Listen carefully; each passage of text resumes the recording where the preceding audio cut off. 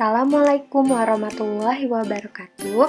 Perkenalkan, nama saya Hairunisa Dinda Aulia dengan NPM 0371180096 akan menyampaikan materi tentang autisme, tugas perkembangan pendidikan inklusi dengan dosen pengampu Bapak Ade Wijaya, SPSI, MSI.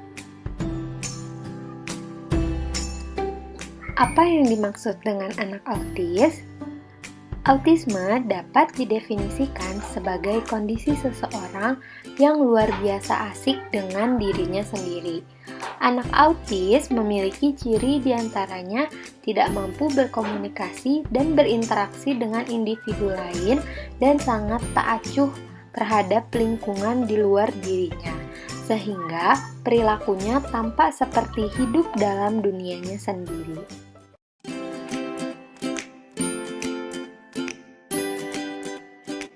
Apa sih penyebab anak mengalami autisme?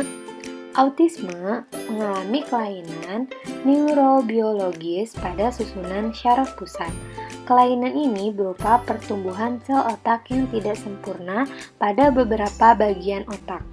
Gangguan pertumbuhan sel otak ini terjadi selama kehamilan, terutama kehamilan muda di mana sel-sel otak sedang dibentuk. Hambatan yang dialami oleh anak autis. Dalam lingkungannya, anak autis mengalami kesulitan dalam memahami pembicaraan. Lalu kesulitan ketika ingin berbicara, terdapat masalah dalam memahami benda yang dilihat, dan saat bergerak tubuhnya tidak biasa.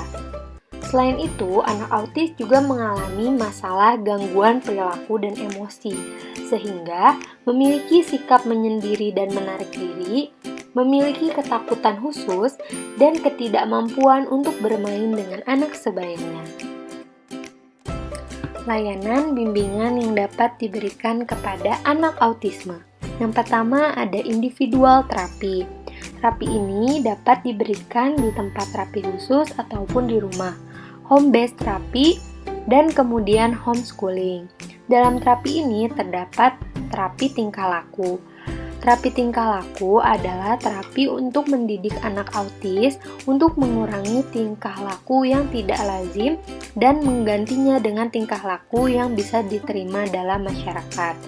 Terapi ini sangat penting untuk membantu penyandang autisme untuk bisa lebih menyesuaikan diri dalam masyarakat. Selanjutnya, dalam individual terapi juga terdapat terapi wicara. Terapi wicara ini seringkali dibutuhkan untuk memperlancar bahasa anak.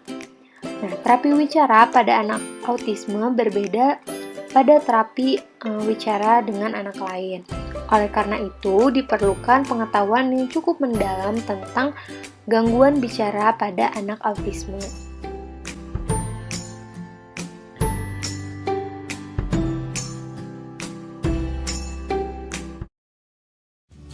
Selanjutnya ada layanan bimbingan dengan desain autistic class. Penanganan individual ke dalam bentuk kelas klasikal. Sekelompok anak yang semuanya autis belajar bersama-sama mengikuti jenis instruksi yang khas. Anak-anak ini berada dalam kelompok yang kecil yaitu 1-3 orang anak.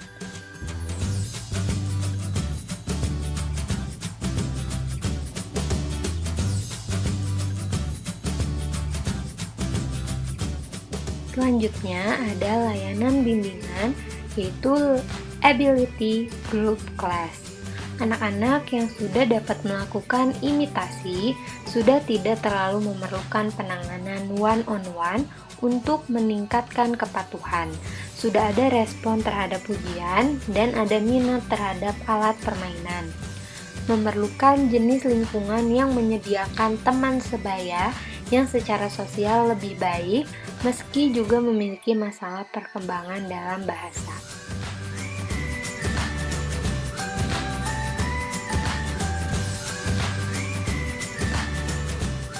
Selanjutnya, terdapat layanan bimbingan dengan Social Skill Development and Mixed Disability Class. Kelas ini terdiri atas anak dengan kebutuhan khusus, tetapi tidak hanya anak autis.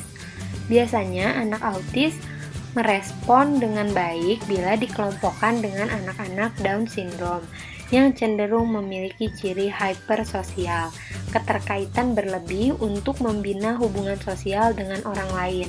Ciri ini membuat mereka cenderung bertahan, memerintah, dan berlari-lari di sekitar anak autis sekedar untuk mendapatkan respon. Hal ini baik sekali bagi anak autis.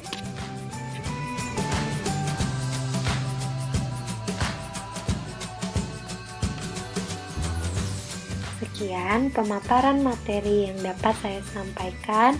Kurang lebihnya mohon maaf. Wassalamualaikum warahmatullahi wabarakatuh.